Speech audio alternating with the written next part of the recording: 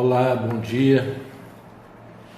Quem me acompanha aqui no Periscope sabe que eu sou tarólogo, sou cartomante e que tenho feito uma série de vídeos comentando exatamente algumas dificuldades que eu tive. Tive muitas, não foram só algumas não. Tive muitas dificuldades quando eu comecei a estudar tarô há muitas décadas atrás. E aquilo, ao invés de me desanimar, e muitas vezes eu estive quase desanimando, serviu de um estímulo. Eu comecei a ficar mais desafiado. Eu queria, não, se eu tenho dúvida, se eu não sei, eu vou procurar saber. E era difícil, não vou negar para vocês que era difícil, porque era um tempo muito mais antigo do que hoje, onde você não tinha nenhum meio de comunicação, nem se sonhava um dia ter-se um computador dentro de casa. Computador era coisa de filme de ficção científica, e cartomancia era uma coisa, primeiro, muito mal vista naquela época, e segundo, não tinha todos os recursos que nós temos hoje, a quantidade de material que tem à disposição, de livros, de cursos, né? Qualquer pessoa com acesso, por exemplo, à internet, ou qualquer pessoa que frequente uma boa livraria, vai ver que existem estantes dedicadas a isso, ou pelo menos prateleiras dedicadas a material sobre cartomancia. Mas esse vídeo é para falar de uma das cartas que eu também tive muita dificuldade na prática da cartomancia, de conseguir associá-la a alguma coisa que fosse mais concreto. Ficava sempre naquele plano meio místico, isso é de um plano esotérico, isso é de um plano, uma coisa kármica, coisa e tal, mas na verdade a gente quer respostas mais concretas, porque os nossos problemas que deveriam ir à cartomancia são problemas do dia a dia, são assuntos do dia a dia, não é nada necessariamente ligado a outras áreas, né? Por exemplo, se a pessoa está querendo fazer análise comportamental, análise dela mesma, coisa. Então existem excelentes profissionais, médicos que são analistas, que vão cuidar desse assunto. A gente na cartomancia faz orientações baseadas em quê? Baseadas na nossa intuição e num conhecimento técnico. Muito bem. Então, eu tinha dificuldade de explicar para a pessoa que estava na minha frente o que eu achava sobre a carta. E não tenho vergonha de dizer isso. Eu acho que vergonha a gente deveria sentir quando a gente nega um fato que aconteceu realmente. E essa carta de hoje que eu vou abordar é uma carta chamada Julgamento. Gente, para ser honesto para vocês, eu achava... Para que ter uma carta chamada Justiça e outra chamada Julgamento? Ainda que eu entendesse que a justiça abordasse a justiça dos homens e o julgamento fosse uma coisa mais espiritual, num plano espiritual, eu realmente não entendia direito isso. O que me ajudou foi pensar no seguinte: não existe uma carta chamada essa Arcano 13, a morte, e a gente não vê a carta da morte como o fim de um ciclo, qualquer que seja o ciclo, né? Você terminou de fazer a faculdade, morreu a faculdade, é a carta da morte. Você terminou um ciclo em que você buscava uma formação acadêmica. E agora, o que você é? Você surge como uma nova pessoa, você renasce. Você renasce, repara, as pessoas saindo dos seus tumulzinhos, ouvindo um chamado, você renasce para onde? Para uma vida profissional. Agora você tem um diploma nas mãos, né? E você pode embarcar nessa vida profissional. Você é solteiro, você se casa. No momento em que você está se casando, por exemplo, e isso não significa que exista só uma forma de casamento. Mas enfim, vamos pensar naquele casamento padrão. No momento que você está casando, o que acontece? Você está abrindo mão, você está deixando de lado uma situação que nunca mais você seria legalmente, que é solteiro.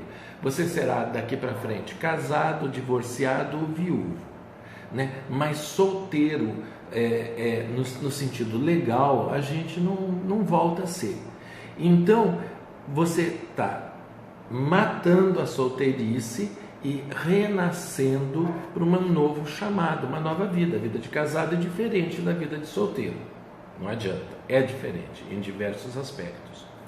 Então, gente, o julgamento é exatamente uma carta que nos fala sobre essas situações da vida, quando a gente precisa sair de uma situação, morte, e começar vida nova. É um recomeço. Você está renascendo. Essas pessoas um dia já estiveram vivas e estão renascendo, atendendo a um chamado. E que chamado é esse? É um chamado interior. Pode ser um chamado espiritual. Existem pessoas que se sentem renascidas quando entram para uma religião. Elas entendem que a vida passada delas, o que eles viveram até aquele momento em que eles aceitaram aquela religião como uma forma de conduta e uma forma moral, seja alguma coisa que já acabou e que você está renascendo novamente para aquilo. Existem pessoas que veem nisso, nessa carta, e eu também vejo nisso, uma forma de renascimento que é muito comum, que é quando a gente perdoa. O perdão, gente. Conviver com alguma espécie de restrição, de ódio, de sentimento negativo, de rancor, é muito complicado. A gente nunca está livre. A gente tem aquilo sempre na nossa mente. A gente, quando olha para aquela pessoa, sempre essa situação volta. Até o momento em que você realmente perdoa aquela pessoa. No momento em que você perdoa, você abre a oportunidade de tudo voltar a ser melhor. Vai ser como antes? Em termos. Por quê? Não que o perdão tenha restrições, absolutamente. É que as coisas também evoluíram desde o momento em que te magoou até o momento agora. Evoluíram, mas você não pode dizer eu perdoo, mas não esqueço. Isso não é perdoar. Perdoar é matar aquela situação. Aquela situação parou de existir. Ela não existe mais e você está renascendo para uma situação nova, inclusive com aquela pessoa. Outra maneira é a gente se perdoar, que eu acho, sinceramente, a mais difícil. Acho que nós somos nossos próprios juízes, terríveis juízes, e os nossos próprios carcereiros. A gente cria situações para a gente em que a gente precisa ficar se culpando até pela felicidade que a gente tem. Eu acho que todo mundo já percebeu isso um pouquinho em si próprio e às vezes até nos outros, né? Que a pessoa parece que ela não consegue conviver à vontade com a felicidade. É como se este mundo, esta vida, não fosse uma vida, um paraíso, mas necessariamente fosse o tal do vale de lágrimas, aonde você precisa sofrer nessa vida para você se purgar por uma vida melhor. Gente, vamos partir do princípio que o Criador dê o nome que você der a ele, ele é justo, mas ele não é punitivo. Isso não é, somos nós que nos punimos. É a parte que nos cabe de levar a vida, né? É nós que criamos essas situações em que nós nos damos mal. Uma situação real, uma situação concreta. Uma pessoa que entra, por exemplo, para uma associação de dependentes, químicos, né? Uma pessoa que larga o cigarro, uma pessoa que larga a bebida definitivamente, uma pessoa que para de usar as drogas chamadas ilícitas e outras lícitas, que a bebida, por exemplo, é uma delas. É um renascimento. É um renascimento, é um compromisso em grupo, um compromisso social, né? Atendendo a um chamado superior, que é aquele chamado que você diz, não, daqui para frente eu só vou morrer, eu não vou viver, eu não vou viver bem, minha saúde não vai aguentar, minha pessoa não vai aguentar, a sociedade vai cada vez me deixar mais de lado, vai me banir, né? E eu tenho que parar. Isso eu tenho que parar. E é por aí.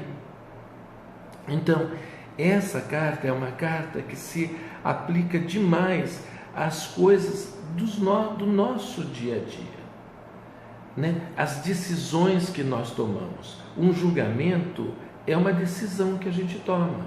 A gente toma decisões, a gente faz decisões todos os dias. Você decide a hora que você vai comprar um objeto, você decide a hora que você vai fazer um plano de viagem, você decide no supermercado o que você vai comprar e quanto você vai gastar. Todas são decisões. Necessariamente você não renasce de cada uma delas, mas esse caráter de tomar uma decisão para subir na vida, subir espiritualmente, subir no sentido moral, no sentido ético, todos nós tomamos. Vou estudar, vou parar de mentir, vou parar de levar uma vida desregrada, vou parar de falar mal dos outros e vou, ao contrário, enaltecer as pessoas e provocar entre elas a união. Tudo isso é uma questão de julgamento, é uma questão de ampliação dos nossos conceitos éticos, morais e espirituais, certo?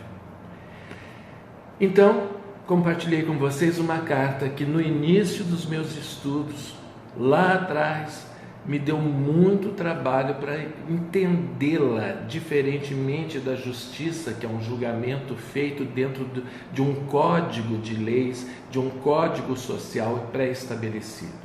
Sim, mas encontrar esse julgamento, esse chamado. Aqui é de novo o anjo Gabriel. Se lembra o anjo Gabriel, o anunciador, aquele que estava lá anunciando a Maria, a gravidez dela? Então, aqui ele volta a anunciar, a dizer o que para onde nós temos que ir, o que nós deveríamos fazer para melhorar, chamando a gente para um plano superior, certo? Numa coisa prática que acho que é bacana a gente sempre lembrar, essa é uma carta muito associada aos meios de comunicação, por causa do anjo com a corneta acordando as pessoas. A função dos meios de comunicação, rádio, TV, jornal, revistas, internet, deveria ser exatamente esse: o de acordar as pessoas, nos acordar para o que está acontecendo, para as opiniões, para como o mundo está agindo, reagindo, vivenciando cada momento. Isso seria o ideal, sem nenhum critério outro a não ser um critério ético de não macular a informação com a mentira, com a tendência, mas sempre se ater a um critério de verdade. Ok? Então, pessoal, eu agradeço muito a atenção de quem pôde partilhar esse momento da transmissão e espero que a gente faça outro muito em breve.